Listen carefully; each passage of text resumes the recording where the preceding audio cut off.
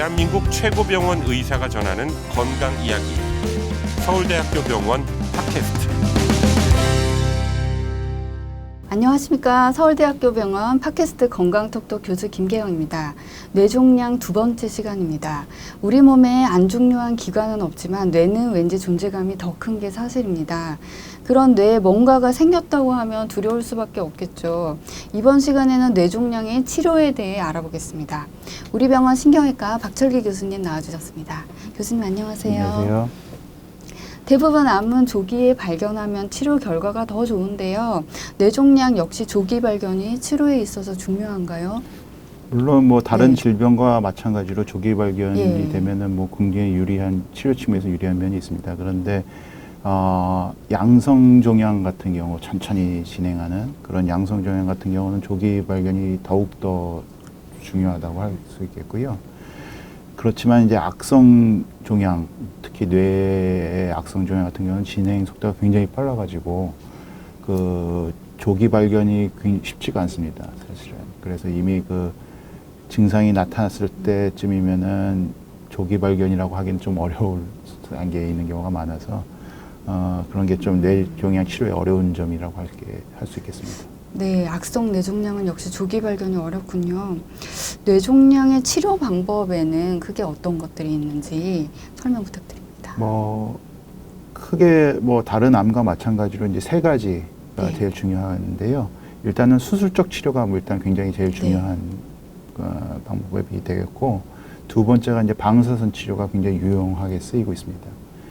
그리고 항암요법도 과거에는 그 약제들이 이제 중추신경계 내로 잘 통과하지를 못해가지고 좀 사용이 좀 그 제한이 된 적이 있었는데, 요새는 약제들도 많이 개발이 되고 치료에 대한 여러 가지 임상 시험도 많이 이루어지고 있어가지고 항암 치료, 약제, 약물 치료 역시 굉장히 중요한 뇌종양 치료의 방법이 될 수 있겠습니다. 그 밖에 우리가 그 방사선 치료의 일환으로 감마 나이프라든지 이런 사이버 나이프라든지 이런 방사선 수술 방법도 뇌종양에 굉장히 유용하게 쓰이고 있습니다. 이렇게 여러 가지 치료 방법 중에서 가장 효과적인 걸 선택해야 할 텐데요. 선택할 때 여러 가지 고려할 점이 많을 것 같은데요. 일단은 그 뇌종양을 이제 치료를 하는 데 있어서 가장 먼저 고려해야 될 것은 정말 이 뇌종양을 치료해야 될 상황인가 아닌가가 먼저 판단을 해야 됩니다. 그래서 많은 경우에는 사실은 굳이 치료가 필요 없이 경과 관찰만 해도 되는 경우들이 꽤 많이 있거든요. 특히 아주 양성의 그런 종양들 같은 경우는 더욱더 그렇습니다. 그래서 그런 치료 여부를 결정하는 데 있어서는 먼저 이 종양의 성장 속도 이런 것들을 잘 판단을 하는 게 중요하겠고요. 그런 판단의 근거가 되는 거는 역시 영상의학적 검사, MRI 검사를 대한 거기는 모양을 보고 판단한다든지 아니면은 시간을 두고 촬영을 반복을 해서 성장 속도를 예측을 한다든지 그런 방법이 중요하게 되겠고, 또 더 중요한 거는 이제 이 종양이 증상을 유발하느냐 안 하느냐. 아까 말씀드린 이제 두고 보는 그런 경과를 관찰하는 경우는 증상이 없을 때 얘기거든요, 사실은. 근데 이 증상을 유발을 하냐 안 하는 종양이냐 안 하는 종양에 따라서 이 치료를 할 거냐 말 거냐 요거를 판단하는 데 굉장히 중요한 클루가 될 것 같습니다. 종양이 덩어리인 셈이잖아요. 이 덩어리를 물리적으로 제거할 수 있는 수술이 근본적인 치료라고 환자분들이 다 생각하실 것 같은데요. 뇌종양 수술에 대해서 자세히 설명을 좀 부탁드립니다. 네. 사실은 뇌종양을 치료하는 데서 수술이 굉장히 효과적인 방법이긴 한데요. 이게 다른 장기의 수술하고는 조금 굉장히 특이한 점들이 있죠. 이 뇌라는 게 두개골 안에 일단은 쌓여 있기 때문에, 두개골 안에 들어 있기 때문에 이 두개골을 일단은 절개를 해서 열어야 이 뇌로 이제 접근이 가능하지 않습니까? 그래서 일단은 그 위치를 어디 사진만 보고 이제 3차원적으로 이 뇌종양의 위치를 판단을 해내야 되는데, 우리가 이제 두개골을 여는 게 보통 아주 쉬운 일은 아니라서 일단 정확하게 필요한 부분을 열고 들어가서 접근을 하는 게 수술의 가장 큰 중요한 점이 되거든요. 그래서 왜냐하면 다른 장기처럼 이제 들어가서 여기 찾아볼 수 있는 그런 여지가 거의 없다 보니까 그래서 이런 종양을 어떻게 하면 잘 찾아 들어가느냐 하는 여러 가지 수술 기법들이 개발이 돼서 많은 도움을 받고 있는데요. 그 중에 하나가 이제 뇌항해 기법, 내비게이션이라는 그런 그 방법. 그러니까 미리 MRI를 찍어가지고 우리가 자동차 내비게이션 하는 것처럼 여러 가지 컴퓨터 장치를 통해 가지고 그 위치를 사람 머리 안에서 찾아내는 그런 기계들을 이용하기도 하고요.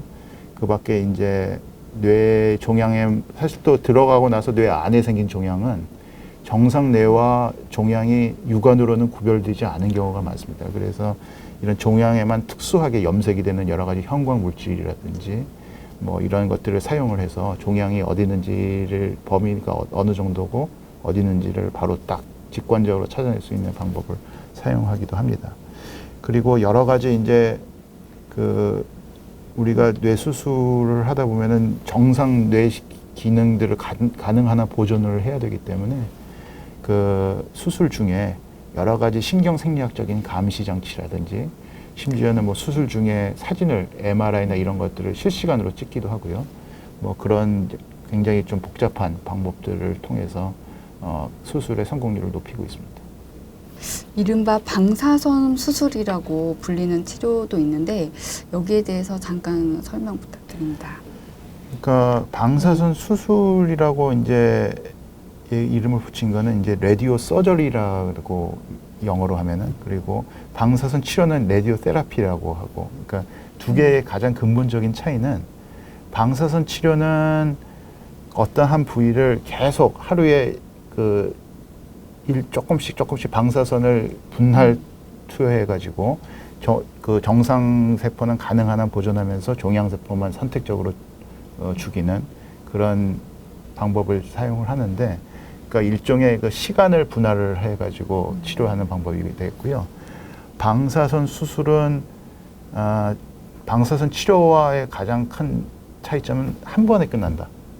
한 번 방사선을 쪼여 가지고 치료를 한다.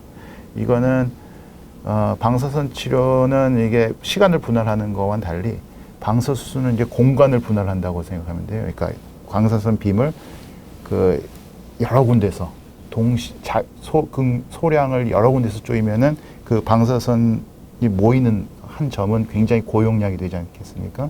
고길의 종양을 정확하게 위치를 시키는 거죠. 그런 프로그래밍을 통해 가지고 종에만 선택적으로 고용량에 들어가게 하는 그런 방법을 쓰는 게 방사선 수술입니다. 그거를 가능하게 하는 기계가 뭐 아까 말씀드린 감마 나이프라든지 사이버 나이프라든지 이런 여러 가지 방사선 수술을 가능하게 하는 기계들이 있습니다. 그리고 뇌종양의 경우 항암 화합요법, 즉 항암 치료의 효과가 다른 암에 비해 제한적이라는 말이 있는데요. 정말 그런지 궁금합니다. 아까 서두에서 말씀드렸듯이 이제 과거에는 그 뇌종양에 대해서는 항암 치료, 약물 치료가 거의 효과가 없다 이렇게 알려져 있었고요. 그 이유는 약제가 뇌로 잘 투과가 되지 않는다. 그러니까 이 뇌라는 부위는 굉장히 좀 특이한 부위가 돼가지고 혈관하고 뇌하고 사이에 뭐 장벽이 있다 그래요. 그래서 그 장벽을 약제가 뚫고 들어가지를 못한다고 합니다. 그래서 그걸 혈관뇌 장벽이라고 하는데, 그래서 그걸 뚫고 들어가게 하려면은 우리가 흔히 쓰는 항암제 용량보다 굉장히 고용량을 쓴다든지 그렇게 해야지만 이제 겨우 뚫고 들어가는데 그렇게 되면 아무래도 부작용이 심해지고 그래서 항암 치료에 굉장히 제한적인 면이 많았었는데요. 요새는 그거를 극복하는 여러 가지 신약들이라든지 이런 것들이 많이 개발이 돼서 과거와는 달리 다양한 항암제들이 뇌 종양에 또 뇌암에 사용되고 있습니다. 뇌종양 진단을 받았는데도 치료를 하지 않고 추적 관찰을 하는 분들도 있으시더라고요. 교수님 아까 잠깐 말씀 주시기도 하셨는데 이런 상황일 때 주로 어떤 상황일 때 이렇게 선택을 하는지. 그러니까 사실은 우리가 뇌종양 중에서는 종류가 아까 뭐 이제 여러 가지 있다고 했으면 가장 흔한 종양이 이제 뇌수막종이라고 말씀드렸지 않습니까? 그리고 두 번째가 뇌하수체 선종 이런 것들인데 둘 다 대부분이 양성인 종양들입니다. 그래서 그 실제로 그 발견됐을 때 무증상인 경우가 굉장히 많고요. 일단은 무증상에서 우연히 발견된 경우 그런 경우에는 이게 우리가 뭐 종양은 있긴 하지만은 삶에 전혀 영향을 미치지 않는 그런 문제를 일으키지 않는 그런 종양이라고 생각이 되고 그게 앞으로도 뭐 시간이 지나도 계속 별로 영향을 미치지 않을 거라고 판단이 되는 그런 경우라면은 두고 보는 게 맞는 것 같습니다. 근데 대부분 그 뇌수막종이라든지 이런 뇌하수체 선종과 양성종양들은 실제로 경과 관찰을 해보면은 자라는 속도가 너무 느려가지고 뭐 1년에 뭐 1, 2mm 자랄까 말까 뭐 그런 정도인 경우도 많아서 실제로 종양이 있다고 해서 무조건 무턱대고 뭐 수술하고 뭐 이런 치료가 필요하는 건 좀 잘못된 생각인 것 같고요. 일단은 무증상이면은 좀 경과 관찰을 해보다가 보통보다 이제 성장 속도가 좀 빠른다고 판단이 된다든지 아니면 그 중간에 이게 문제를 일으켜서 증상을 이제 유발시킨다든지 그러면은 그때 가서 이제 치료를 해도 늦지 않는 경우가 많습니다. 뇌종양의 치료 결과에 대해서도 환자분들께서 많이 궁금해하실 것 같습니다. 보통 5년 생존율로 많이 얘기를 하는데 뇌종양은 어떤 정도인지 뇌종양 전체랑 주요 종류별로 흔한 종류별로 말씀해 주셔도 좋을 것 같습니다. 네. 그러니까 사실은 이 5년 생존율은 뇌종양에서는 적용이 되지 않는 그런 지표가 되겠고요. 아까 말씀드린 이제 양성 뇌종양들, 사실은 뭐 뇌수막종, 뇌하수체 선종, 신경 초종, 청신경 초종 뭐 이런 양성 뇌종양들은 뭐 5년 생존율 거의 100%라고 보셔도 됩니다. 그러니까 그것 때문에 뭐 돌아가실 증상이 유발해가지고 뭐 삶을 영위하는데 좀 불편한 점은 있을 수는 있어도 그것 때문에 사망하게 이르는 경우는 극히 드물다라는 게 맞고요. 다만 이제 뇌 안에 생기는 종양들 중에 이제 신경 교종 이런 같은 경우는 이제 악성인 경우가 많아요. 실제로 악성인 경우가 많아서 그런 경우에는 이제 생존율이 문제가 되는데요. 이런 그 신경 교종만에 대해서만 이제 생존율을 말씀드리면은 그 신경 교종 중에 가장 악성이면서 가장 많은 게 교모세포종이라고 하는 종류의 종양이 있는데 평균 생존 기간은 12개월에서 14개월 정도입니다. 그리고 2년 생존율이 한 25%에서 30% 정도가 되고요. 3년 생존율이 한 10% 정도, 10%에서 한 15% 정도 됩니다. 그리고 5년까지 생존하는 장기 생존자가 없는 건 아닌데 그게 한 10% 미만이 됩니다. 그래서 이런 교모세포종에 진단이 되면은 5년까지 생존할 수 있는 확률은 10명 중에 1명? 뭐 그 정도라고 생각하시면 될 것 같습니다. 뇌종양이 재발률이 또 높다고 알려져 있는데요. 그런 편인지 그 이유가 뭔지 알려주시면 감사합니다. 그러니까 양성 종양 같은 경우도 이제 재발률이 뭐 꽤 있습니다. 그 이유는 아까 말씀드린 이제 수술적 치료가 뭐 근치적으로 완전히 그 안전한 그 주변 종양 주위까지 다 이렇게 제거할 수 있는 그런 여지가 아무래도 다른 장기보다는 적기 때문에 이런 완전 절제가 된다 하기가 좀 어려운 경우들이 있는 경우가 많아서 그런 경우에는 좀 아무래도 종양이 남아 있으니까 다시 자라나는 경우가 있을 수 있겠고 양성 종양을 하더라도